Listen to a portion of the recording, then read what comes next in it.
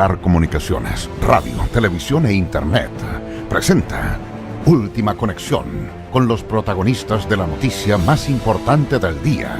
Última Conexión. Conduce Alejandro Avendaño. Polar Comunicaciones, radio, televisión e internet. Después de la noticia, el análisis.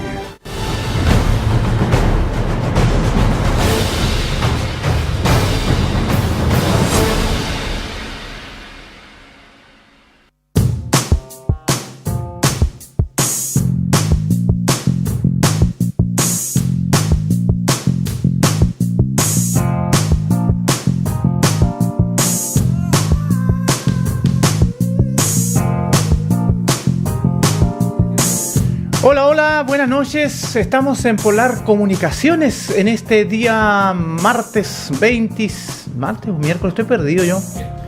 Miércoles 25 de abril del año 2018. Polar Comunicaciones con su programa Última Conexión, en reemplazo de su habitual conductor Alejandro Avendaño, que ya va a estar por aquí seguramente el viernes o el próximo lunes. Hoy día dos invitados de lujo, dos autoridades del país, de la comuna, en fin. Vamos a darle la bienvenida y las gracias al honorable diputado de la República, don Gabriel Boric. Hola, buenas noches. Muy buenas noches. ¿Cómo estamos? A todos. Muy bien, motivado, con energía. La semana distrital me devuelve la vida después de los lúgubres pasillos del Congreso, así que feliz de estar acá. Perfecto. Y saludamos también al exalcalde de la comuna de Punta Arenas, hoy consejero regional, el señor Emilio Bocasi. Buenas noches también. Hola, buenas noches. Para ti, Juan Bautista, para Gabriel y para quienes nos estén escuchando o viendo. Claro, efectivamente. Porque salimos por todas las plataformas, parece. ¿Con todo el ánimo también? Sí, siempre. Eso está bien. Oiga, vamos a dar inicio entonces a esta pauta programática, a este charla, amena, discusión, en fin, con el actual diputado. Le voy a hacer una pregunta un poco distinta a la pauta que tengo acá. ¿Qué le quedó pendiente en su primer mandato que va a lograr concretar ahora en este segundo periodo? Porque algo seguramente no alcanzó a concretar, visualizar, proyectar. ¿Tiene algo distinto que no lo hizo en ese primer mandato y ahora que ya ha sido reelecto, sí?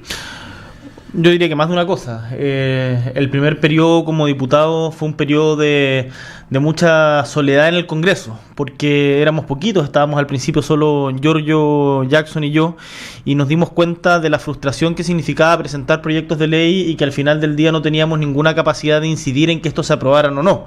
Quizás el proyecto de rebaja de la dieta parlamentaria es el más significativo de ellos. Hoy día, a diferencia de los 4 años anteriores, tenemos una bancada potente de 20 parlamentarios con capacidad y fuerza para poder empujar proyectos, independiente de que el gobierno actual no es de nuestra línea. Sí existe una capacidad de incidir en las políticas públicas mucho mayor que antes. Y en ese sentido hay muchas cosas que quedaron pendientes, y una de las principales que a mí me interesa empujar acá para Magallanes es un problema de la vivienda para la clase media. La clase media acá, y esto Emilio lo sabe muy bien, está contra la espada y la pared porque los bancos les dicen que son muy pobres para tener acceso a crédito, pero el Estado le dice que son muy ricos para tener acceso a subsidios. Y paralelamente, mientras sucede eso, un grupo pequeño de familias magallánicas tiene una concentración de la propiedad urbana que ha hecho aumentar de manera significativa los precios de los arriendos. Entonces la clase media está obligada a arrendar a altos precios cada vez mayores, no tiene capacidad de ahorro y por lo tanto no tiene ninguna posibilidad de llegar al sueño de la casa propia. Y ese yo creo que es un problema que hay que combatir enfrentando una cuestión que siempre ha sido muy polémica, que es la propiedad de la tierra y la propiedad de los inmuebles urbanos. Y ese es un proyecto de ley que nosotros estamos preparando y que nos interesa que sea debatido a nivel regional, porque no puede ser que la clase media siempre esté entre la espada y la pared. Sí, claro, obviamente la clase media es vulnerable en lo que usted está acotando, y desde luego que merece una mejor opción, una mejor oportunidad. Señor consejero, oiga, a ver, ¿cómo está el Consejo Regional hoy día? ¿Cómo se está manejando? ¿Cómo van los proyectos? A ver, está partiendo el Consejo Regional como todo en este nuevo periodo. Estamos recién a un mes y fracción de haber comenzado nuestra gestión. Y me parece que lo que plantea Gabriel es tremendamente interesante y es una de las áreas que a mí me ha tocado trabajar durante mi vida profesional. Casi 15 años, un poco más de 15 años en el Serviu, trabajando en los años en que el Serviu era un servicio constructor de vivienda.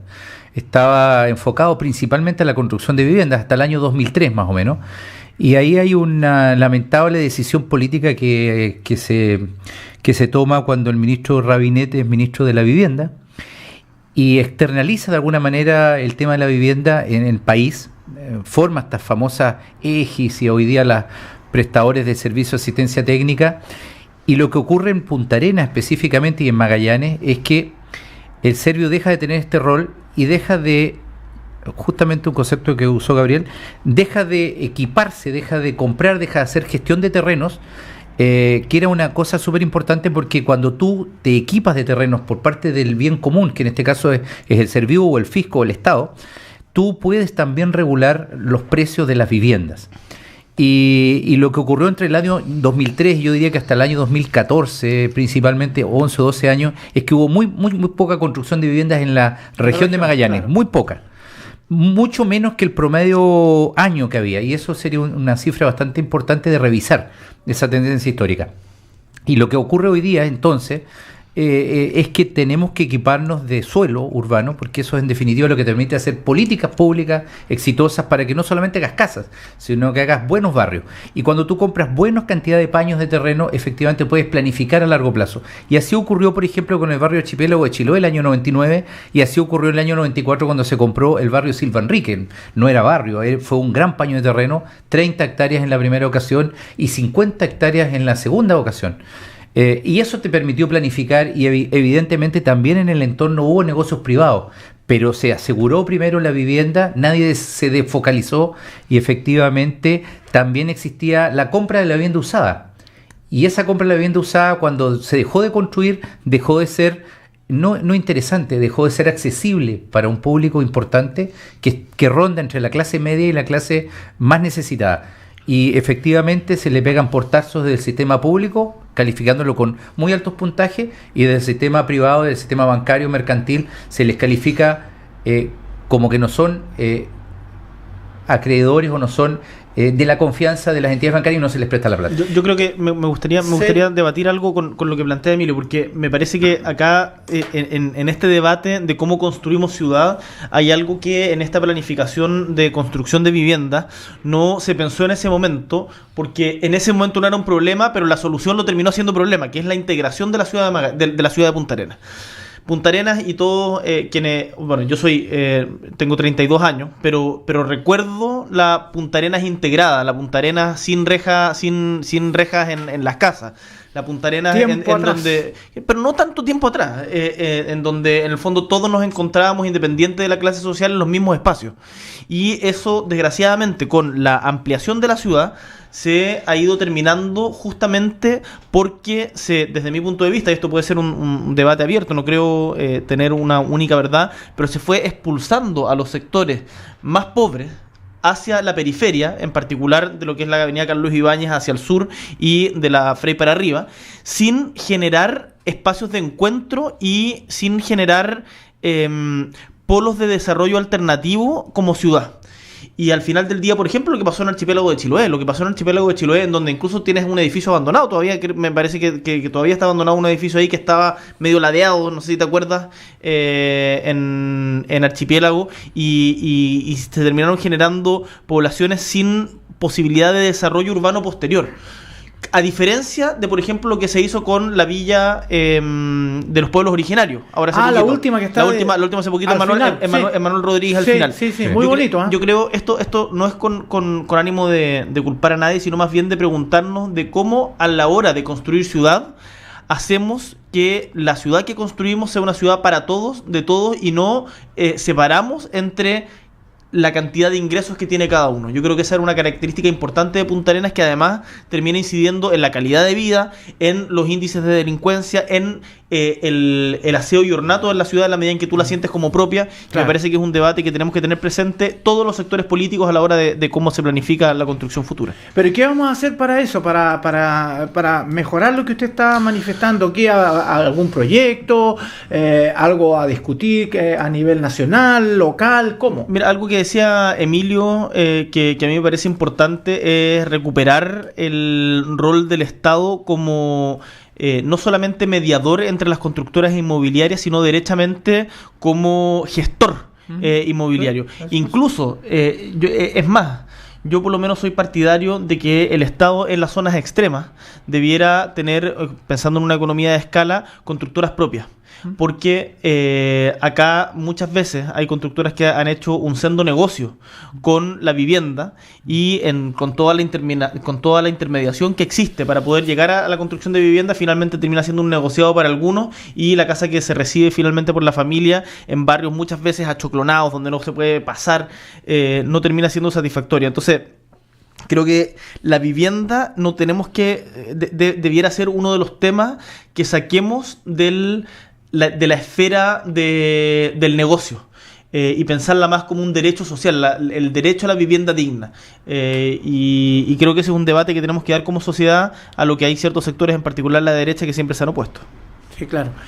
Don Emilio, en el actual Consejo Regional...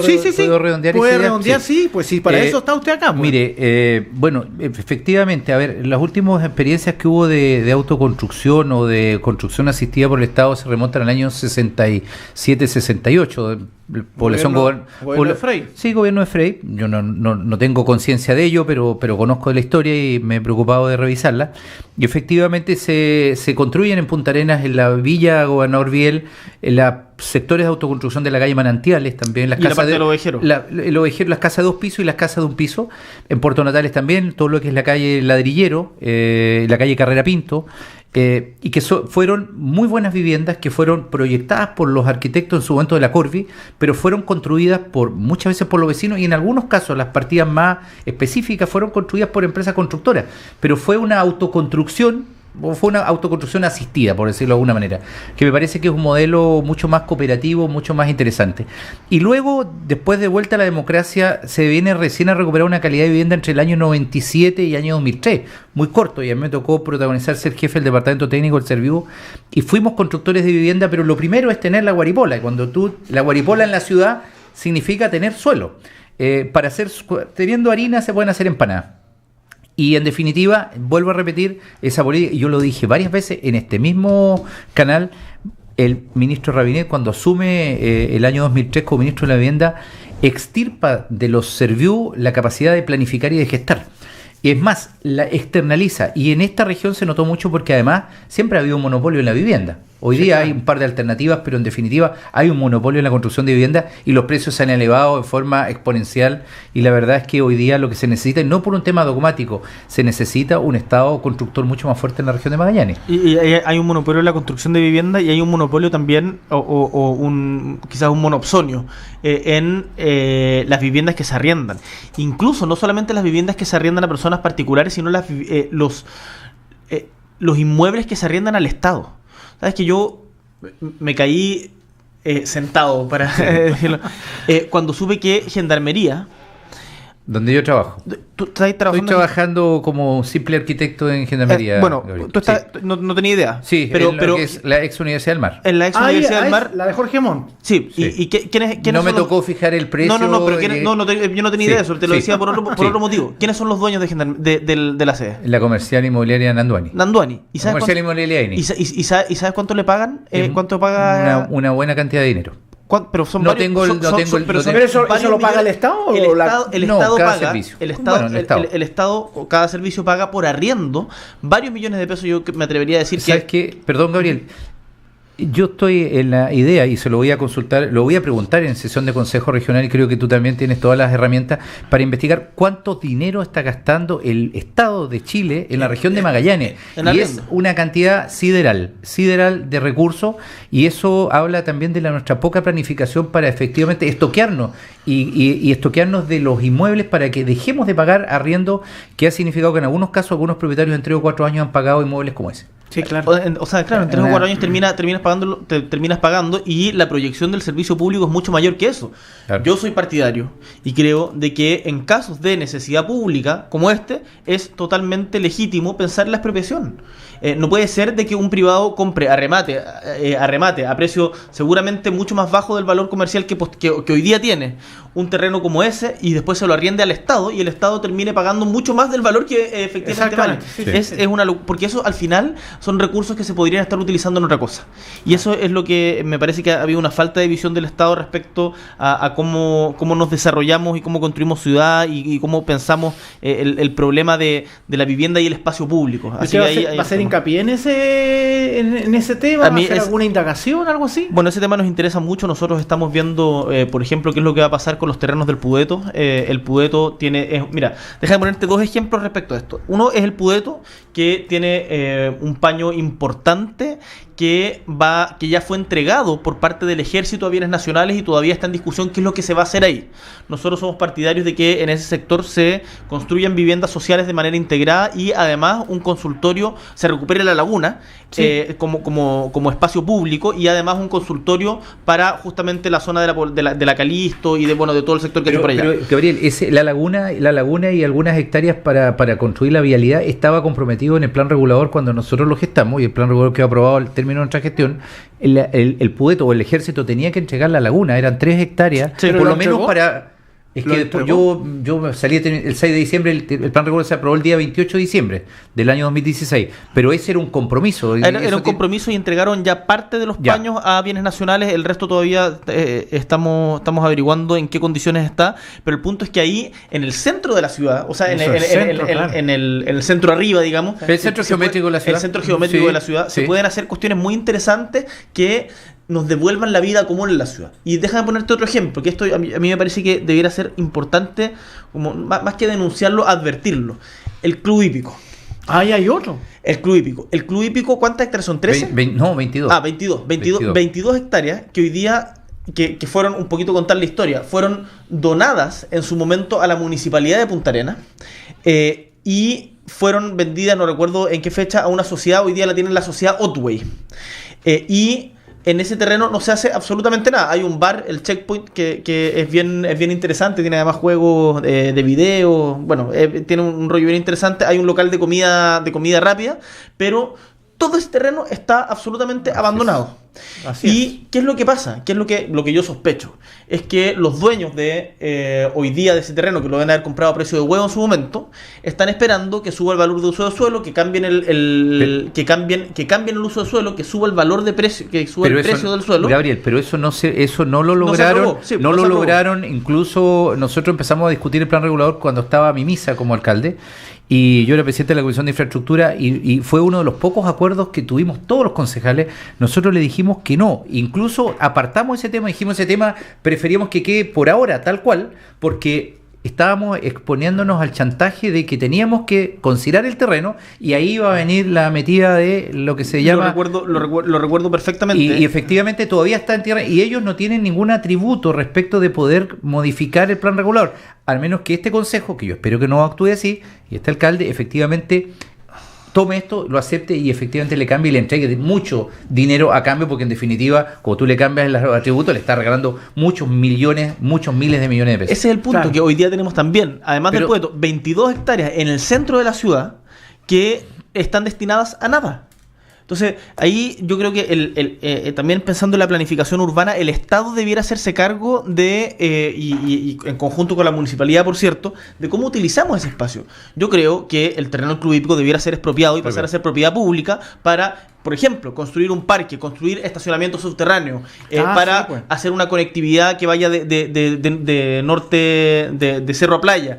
No sé, cuestiones de esas características que permitan proyectar la ciudad, porque hoy día nos estamos quedando con permítame la expresión, especuladores. Y eso es una cuestión que tenemos que tener en yo me hago una pregunta, ya que entramos al tema de conectividad, de mejoras viales. ¿Cuándo se va a ver el ciudadano magallánico que va a comenzar a hacerse la rotonda esta de la famosa Paso de la Muerte, no sé cuánto le pusieron ahora. En 21 de mayo. No, la de allá de... En Avenida Frey con el Carlos cruce de la Ibáñez. Muerte. En la Avenida Frey con Carlos Ibáñez. Ese.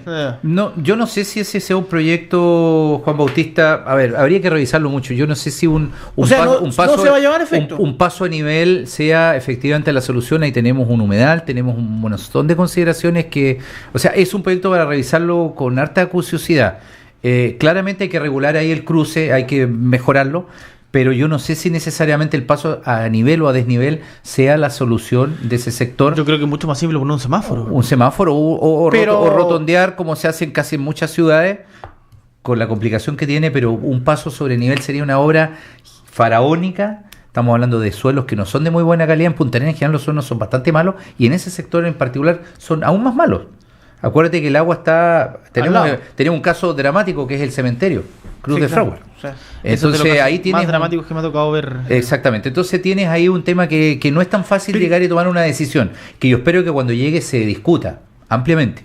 Y en el caso de lo que plantea Gabriel, hay una experiencia que yo no he tenido la oportunidad de poder conocer la profundidad, pero quizás no he tenido los equipos para poderla articular, pero me parece que en la maestranza de San Bernardo hubo una experiencia por parte del Estado de alguna expropiación. Sí. Quizás sería interesante y me parece mucho que funcionó, Gabriel. Tú tienes equipos, digamos, como para poder ver que con muchas firmas de ciudadanos y obviamente con el concurso del Estado se puede concurrir en expropiar. Yo también concuerdo, son 22 hectáreas maravillosas, las mejor ubicadas de la ciudad. Sí, eso es bien impresionante, así que ojalá podamos hacer algo ahí y unir las voluntades de los puntarenenses en este caso para poder hacer algo interesante. Me atrevo a meterme ahora que nos metimos en la cuestión de ciudad, debate inesperado, digamos, pero con un último tema, el edificio Corner. ¿El edificio cuál? La pretensión del edificio Corner. Este edificio que quieren construir ahí en Corner con roca de 18 pisos de vidrio, chantarlo en medio de la ciudad, reventando el tráfico que ya está colapsado en el centro de la ciudad donde ya no hay estacionamiento, me parece de una brutalidad sin nombre. Y creo que ahí hoy día está afortunadamente parado la construcción de eso. Yo creo que hay una disputa jurídica respecto de la vigencia del permiso de construcción debido a que no hubo movimiento de obras durante 3 años desde la autorización, pero yo espero que ahí prime el sentido común y que ese edificio que todavía ahí anuncia la construcción, esta empresa Epcosur, si no me equivoco se llama, podamos pararlo, porque sería un atentado que además taparía la vista de la hermosa vista del estrecho que se tiene transversalmente desde toda la parte del cerro, y que en el fondo no dañemos nuestro patrimonio, porque esos daños quedan para siempre. Cuando se destruyó el gimnasio de la Confederación, el gimnasio cubierto, que me imagino que todos los magallánicos de mi edad para arriba, digamos, lo recuerdan. Yo alcancé hasta a jugar básquetbol ahí, la puerta giratoria, los pilares de piedra, que fue construido además por un arquitecto, un tío que se llamaba Tomislav Boric. Y con erogación popular. Y con aporte popular. Y con aporte popular. Y que fue el epicentro del deporte, particularmente del básquetbol y el boxeo de Magallanes durante muchos años. Y hoy día tenemos el casino con su lógica comercial, digamos, y todo lo que produce. Ojalá que no sigamos perdiendo patrimonio, que seamos conscientes de la riqueza de la ciudad que tenemos y pensemos cómo construirla en conjunto y no solamente en función de intereses comerciales de unos pocos. Me parece. Vamos a hacer la pausa necesaria y vamos a retornar con otros temas porque está interesante el diálogo con nuestros dos invitados. Señor director, la pausa y estamos de vuelta.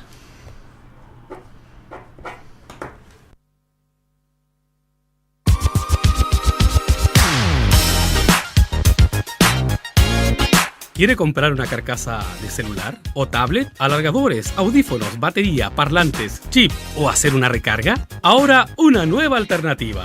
Buenos precios y mejor calidad. En pleno centro de Punta Arenas. Clic, todo.